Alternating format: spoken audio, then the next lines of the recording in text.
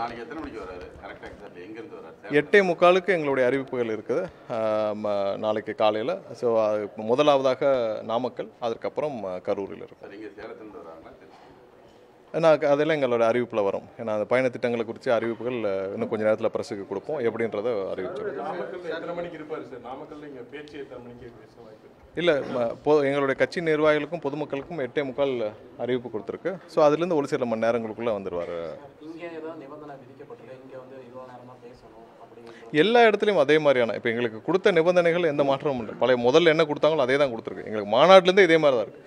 எல்லாமே போராடி தான் நாங்கள் பெற வேண்டிய சூழ்நிலை இருக்குது. இப்போவும் பாருங்கள், உயர்நீதிமன்றம் 2 தடவை சொல்லிட்டாங்க. 2 தடவை உயர்நீதிமன்றம் மாண்புமிகு நீதிபதி அவர்கள் இதில் டிராஃப்ட் பண்ணுறதுல என்ன பிரச்சனை, நீங்கள் கொடுத்த கண்டிஷன் தானே. ஒரு ஒரு ஒரு ஆர்ப்பாட்டத்திற்குனா என்ன இஷ்யூ வரும்னு தெரியும், ஒரு கண்டிஷன்ஸ் டிராஃப்ட் பண்ணுங்கள். இந்த மாதிரியான மக்கள் சந்திப்புக்கு என்ன இஷ்யூன்னு வரும்னு தெரியும், நீங்கள் டிராஃப்ட் பண்ணுங்கள். நீங்கள் அறிவிக்கப்பட்ட அனுமதிக்கப்பட்ட இடங்கள் தானே, அந்த இடத்துல என்ன இஷ்யூன்னு வரும் டிராஃப்ட் பண்ணுங்கள். பொதுவாக வச்சுக்கோங்க, யாருக்கு எந்த பிரச்சனையும் இல்லை. இதை நாங்கள் கடைசி நேரத்து வரைக்கும் பாருங்கள், மதியம் 2 மணி 3 மணி வரைக்கும் போராடி இடத்தை தீர்மானம் செய்து அதுக்கப்புறம் அறிவிக்க வேண்டிய சூழ்நிலை எந்த கட்சிக்கு இருக்குது சொல்லு. முத நாள் மதியம் 3 மணி வரைக்கும் நாங்கள் எந்த இடம்னு சொல்ல முடியாமல் எல்லோரும் சுற்றி கிட்டத்தட்ட ஒவ்வொரு இடத்திற்கும் அனுமதி வாங்க 10லேருந்து 12 நாள் ஆகுது.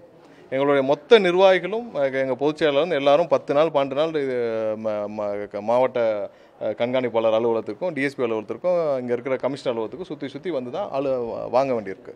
ஸோ இந்த சேலஞ்சஸ் எங்களுக்கு மட்டும் தான் இருக்குது. பட் இதெல்லாம் ஒன்றும் பிரச்சனை இல்லை. இதெல்லாம் இவர்கள் செய்வார்கள், இதற்கு மேலேயும் செய்வார்கள். இது எல்லாம் எதிர்கொள்ள நாங்களும் தயாராக தான் இருக்கோம்.